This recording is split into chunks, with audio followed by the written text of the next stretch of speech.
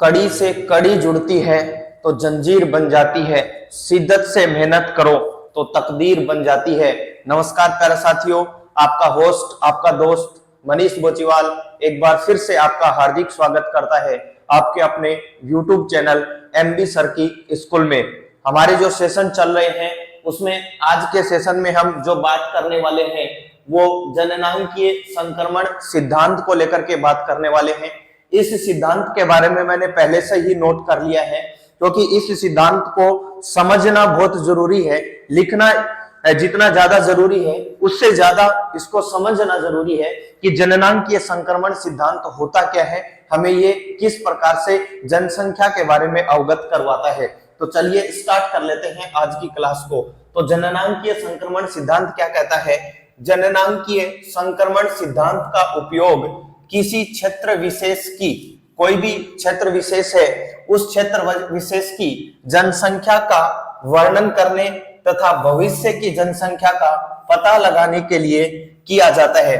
यानी कि जननांकीय जो संक्रमण सिद्धांत है इसका उपयोग हम कब करते हैं? या तो किसी क्षेत्र विशेष के अंदर, ये कोई क्षेत्र है, ए क्षेत्र है, इस क्षेत्र के अंदर प्रेजेंट टाइम में जनसंख्या का वर्णन किस प्रकार से किया जाता है कि यहाँ पे कितनी जनसंख्या निवास करती है और आने वाले भविष्य के अंदर यहाँ पे कितनी जनसंख्या हो सकती है, इसका अनुमान लगाने के लिए कौन से सिद्धांत का उपयोग किया जाता है? तो इसका अनुमान लगाने के लिए जननांकीय संक्रमण सिद्धांत का उपयोग किया जाता है। वेरी वेरी इंपॉर्टेंट बात क्या है? यह सिद्धांत हमें बताता है कि जैसे ही समाज ग्रामीण, खेतीहर और अशिक्षित, यानी कि ये समाज हमें क्या बताता है या फिर ये सिद्धांत हमें ये क्या बताता है कि जैसे ही समाज या हमारी जो सोसाइटी है वो ग्रामीण, खेतीहर और अशिक्षित है तो इस अवस्था से वो क्या करती है? उन्नति करती है। यानी कि ग्रामीण से वो नगरीय हो जाते हैं, खेतीहर से वो उद्योगों के अंदर लग जाते हैं और अशिक्षित से वो शिक्षित में बदल जाते हैं। तो ये जननांकीय संक्रमण सिद्धांत क्या कहता है कि समाज ग्रामीण, खेतीहर और अशिक्षित अवस्था से उन्नति करके क्या हो जाता है? नगरीय हो जाता है, औद्योगिक हो जाता है और साक्षर हो जाता है।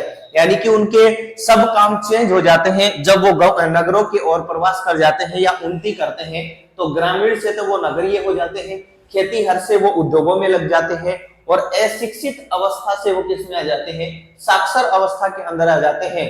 तो किसी क्षेत्र में विशेष की जनसंख्या उच्च जन्म दर और उच्च मृत्यु से, यानी कि यहाँ पे अगर हम बात करेंगे ग्रामीण और खेतीहर के अंदर जो स्थिति रहेगी वो उच्च जन्म रहेगी, यानी कि जन्म लेने वालों की संख्या जो है वो ज्यादा रहेगी और उच्च ही मृत्यु यानी कि मरने वालों की संख्या भी ज्यादा रहेगी। इसके पीछे मेन रीजन क्या है कि वो लोग पहली बात तो अशिक्षित हैं, उसके बाद में खेती बाड़ी के काम के अंदर लगे रहते हैं, चिकित्सा सुविधाओं की कमी रहती है, परिवहन की सुविधाएं जो है उनकी कमी रहती है। इस वजह से जन्म दर तो अधिक रहती है, यानी कि जन्म लेने वालों की संख्या तो अधिक है लेकिन मरने वालों की संख्या भी अधिक है। लेकिन जैसे ही ये लोग ग्रामीण से शहरी या नगरीय हो जाएंगे, खेतीहर से उद्योगों में लग जाएंगे, अशिक्षित से साक्षर अवस्था के अंदर चेंज हो जाएंगे, तो क्या कहता है? निम्न जन्म दर और निम्न मृत्यु दर में बदल जाती है। जब ये लोग शिक्षित हो जाएंगे तो नगरों के अंदर जाएंगे, उद्योगों के अंदर लगेंगे, नगरों के अंदर चिकित्सा सुविधाएं अच्छी खासी होती हैं, उसके बाद में परिवहन की सुविधाएं अच्छी खासी होती हैं, तो उच्च जन्म दर और उच्च मृत्यु दर है वो किस में बदल जाती है? निम्न जन्म के अंदर और निम्न मृत्यु के अंदर बदल जाती है।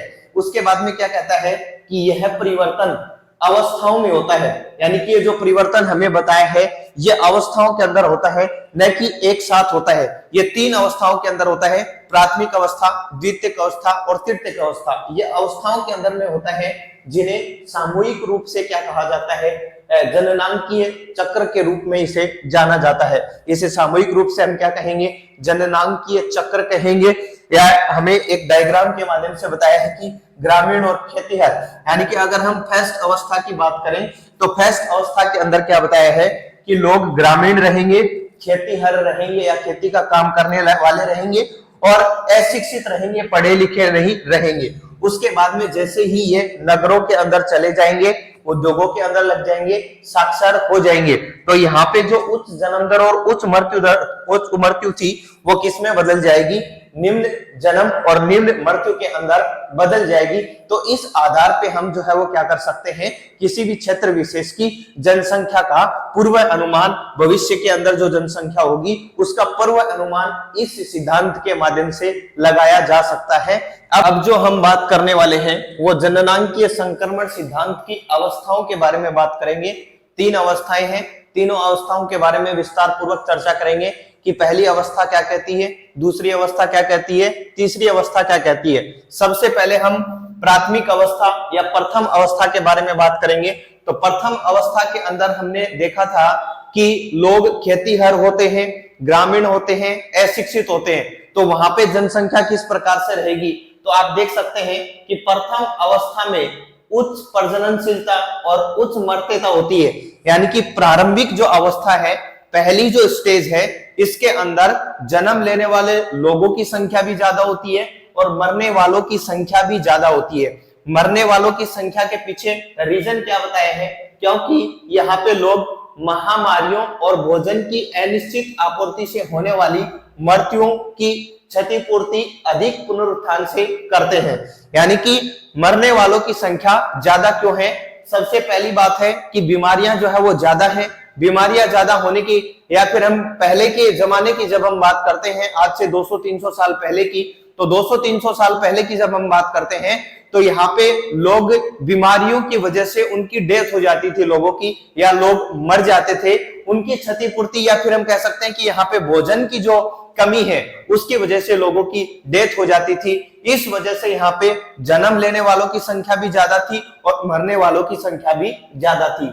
उसके बाद में बताया कि जनसंख्या वृद्धि धीमी होती है, यानी कि ये तो जाहिर सी बात है कि जन्म लेने वाले भी ज्यादा हैं, मरने वाले भी ज्यादा हैं, तो जनसंख्या की जो वृद्धि है वो कैसी रहेगी, धीमी अवस्था के अंदर रहेगी। ये हमसे क्वेश्चन भी पूछा जा सकता है कि जननांकीय संक्रमण सिद्धांत की ऐसी कौन सी अवस्था है जिसके अंदर जनसंख्या वृद्धि धीमी गति से होती है।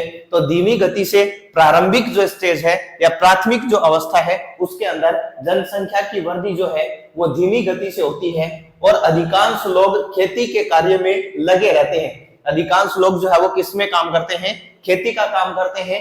जीवन प्रत्याशा निम्न होती है और अधिकांश लोग जो है वो क्या होते हैं, अनपढ़ होते हैं, यानी कि गांव के अंदर अधिकांश लोग जो है वो अनपढ़ होते हैं।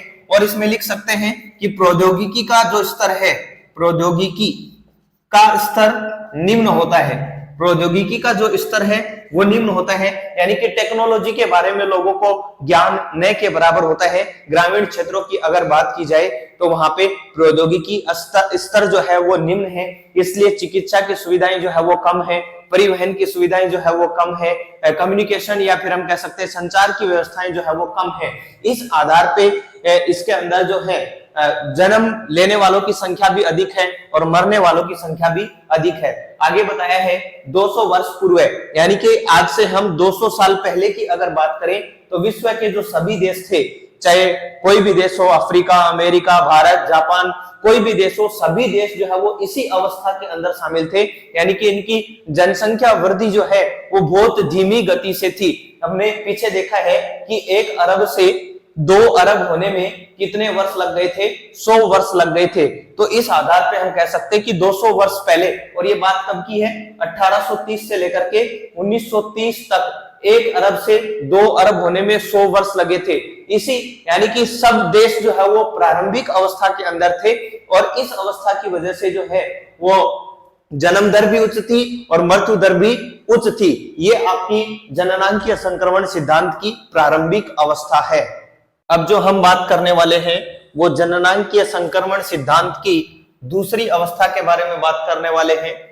दूसरी अवस्था क्या कहती है, द्वितीयक अवस्था के प्रारंभ में प्रजननशीलता उच्च बनी रहती है, यानी कि प्रारंभ, द्वितीय अवस्था के प्रारंभ की शुरुआत की बात की जाए तो जन्म लेने वाले जो बच्चे हैं उनकी संख्या उच्च बनी रहती है या फिर प्रजननशीलता उच्च बनी रहती है, किंतु समय के साथ जो है वो घटती जाती है। जैसे जैसे आगे समय बीतता है तो हम कह सकते हैं कि प्रजननशीलता जो है वो धीरे धीरे समय के अनुसार घटती जाती है।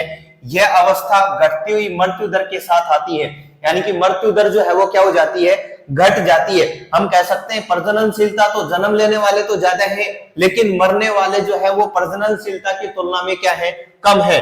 तो ये किस अवस्था के कारण होता है या किस कारण से होता है, तो ये होता है स्वास्थ्य संबंधी दशाओं और स्वच्छता में सुधार के कारण जो है मर्त्यता में क्या आती है, कमी आती है।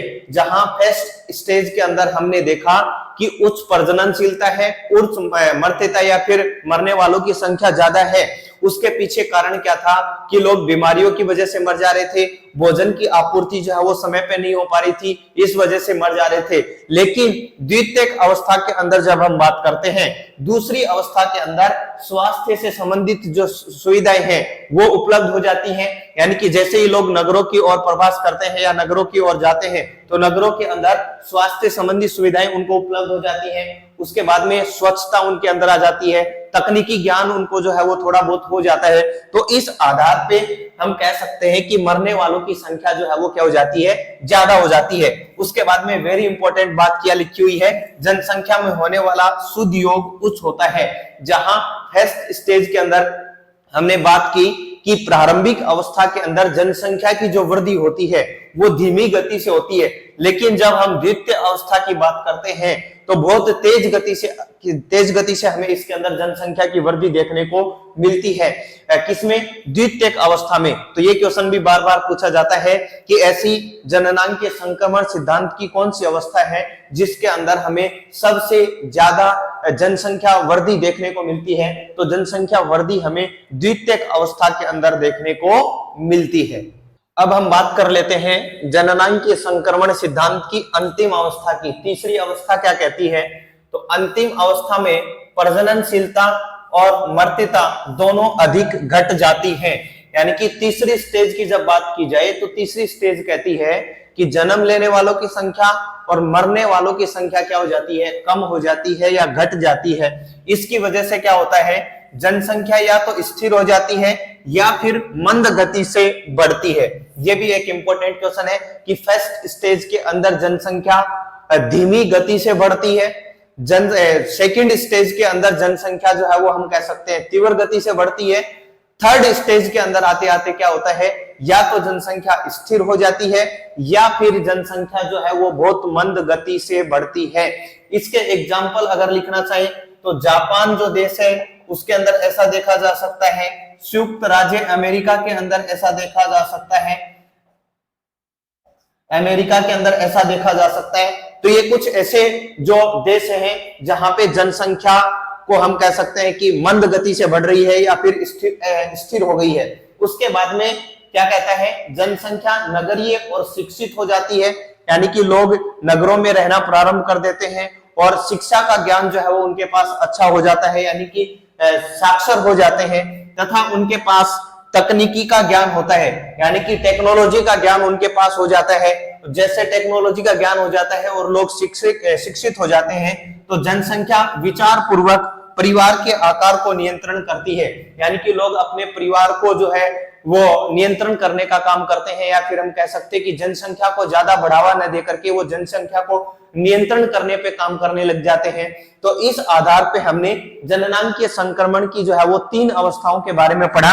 एक बार फिर से देख लेते हैं कि जननांगीय संक्रमण सिद्धांत की पहली स्टेज के अंदर हमने देखा कि लोग ग्रामीण होते हैं, खेतीहर होते हैं, अशिक्षित होते हैं। पहली स्टेज के अंदर लोग ग्रामीण होते हैं, खेतीहर होते हैं, अशिक्षित होते हैं। तो इस अवस्था के अंदर जन्म लेने वालों की संख्या अधिक है, मरने वालों की संख्या अधिक है।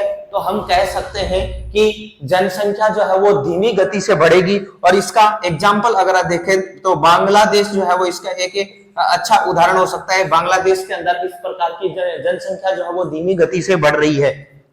उसके बाद में दूसरी स्टेज जो थी, तो दूसरी स्टेज के अंदर हमने देखा था कि जन्म लेने वालों की संख्या जो है वो ज्यादा है, लेकिन समय के साथ जो है वो घटती है, और मरने वालों की संख्या भी जो है वो समय के साथ घटती है। तो इस आधार पे जनसंख्या के अंदर सबसे ज्यादा जो विस्फोट होता है वो द्वितीयक स्टेज के अंदर जो है वो हमें सबसे ज्यादा विस्फोट देखने को मिलता है। और जैसे ही ग्रामीण से खेतीहर और अशिक्षित से जो है वो क्या हो जाते हैं, नगरीय हो जाते हैं, औद्योगिक हो जाते हैं, और तकनीकी ज्ञान जो है वो उनके पास हो जाता है, तो ये दोनों चीजें, जन्म लेने वालों की संख्या और मरने वालों की संख्या जो है वो क्या हो जाती है, कम हो जाती है। और जैसे ही कम होगी तो हम कह सकते हैं कि जनसंख्या या तो स्थिर हो जाएगी या फिर मंद गति से बढ़ेगी। ये था आपका जननांकीय संक्रमण सिद्धांत। अब हम बात करेंगे जनसंख्या नियंत्रण के उपाय क्या हो सकते हैं। ये जनसंख्या जो लगातार बढ़ रही है इसको किस प्रकार से रोका जा सकता है। तो सबसे पहला पॉइंट हो सकता है कि परिवार नियोजन, हमें परिवार का नियोजन या फिर हम कह सकते हैं कि हमारे परिवार को ज्यादा नहीं बढ़ाना या परिवार नियोजन को अपनाना है। और बच्चों के जन्म को रोकना या फिर उसके अंदर अंतराल रखना, ये अगर हम काम करते हैं कि यानी कि जन्म दर को कम करें और उसके बाद में अगर दो बच्चों के अंदर जो अंतराल है, समय का अंतराल जो है वो ज्यादा रखना, इस आधार पे हम जनसंख्या को नियंत्रित कर सकते हैं। परिवार नियोजन की सुविधाओं को अपनाया जा सकता है और महिलाओं के स्वास्थ्य पर ध्यान रखना या महिलाओं के स्वास्थ्य संबंधी जो भी व्यवस्थाएं हैं वो करनी चाहिए। और गर्भ निरोधक जो वस्तुएं हैं उनका उपयोग करना चाहिए ताकि हम जनसंख्या को नियंत्रण कर सके। आने वाले जो जनसंख्या से संबंधित जो परिणाम हो सकते हैं, जैसे जैसे जनसंख्या बढ़ रही है इसके दुष्परिणाम भी हमारे सामने देखने को मिलेंगे। तो इस आधार पे हमें जनसंख्या को क्या करना चाहिए, नियंत्रित करना चाहिए। अब थॉमस माल्थन ने जो है वो अपने सिद्धांत में 1798 में कहा था कि लोगों की जो संख्या बढ़ रही है वो खाद्य आपूर्ति की अपेक्षा अधिक तेजी से बढ़ेगी। यानी कि खाने वाली जो वस्तुएं हैं उनका उत्पादन तो कम होगा और लोगों की संख्या जो है वो उससे तेज गति से बढ़ेगी। जैसे ही उससे तेज गति से बढ़ेगी तो हम कह सकते हैं कि खाने से संबंधित जो समस्याएं हैं वो हमारे सामने आएंगी और इसके लिए हमें दुष्परिणाम जो है वो झेलने के लिए तैयार रहना पड़ेगा। इससे अच्छा है कि हमें जनसंख्या नियंत्रण को जो है वो ज्यादा से ज्यादा अपनाया जाना चाहिए या जनसंख्या नियंत्रण को हमें या जनसंख्या को नियंत्रित किया जाना चाहिए। उसके बाद में लिखा है जनसंख्या वृद्धि। जैसे ही जनसंख्या वृद्धि होगी तो इसका परिणाम क्या होगा, यानी कि अकाल तो जाहिर सी बात है कि थॉमस माल्थन ने कहा है कि खाद्य आपूर्ति जो है वो तो कम होगी और जनसंख्या बहुत तेज गति से बढ़ेगी। तो अकाल जो है या फिर हम कह सकते हैं कि अकाल पड़ेगा, बीमारियां आएंगी और युद्ध जैसे हालात जैसे ही हमारे सामने होंगे तो अचानक से हमें जनसंख्या के अंदर क्या देखने को मिलेगी, गिरावट देखने को मिलेगी। युद्ध जैसे परिणाम हमारे सामने होंगे। तो ये था हमारा जनसंख्या संक्रमण सिद्धांत और जनसंख्या को नियंत्रण करने के उपाय। अगर आपको ये क्लास पसंद आई है तो आप ज्यादा से ज्यादा अपने दोस्तों के साथ शेयर करें, चैनल को शेयर करें, सब्सक्राइब करें, लाइक करें और फिर मिलेंगे अपने एक नेक्स्ट वीडियो के अंदर। तब तक के लिए जय हिंद, जय भारत।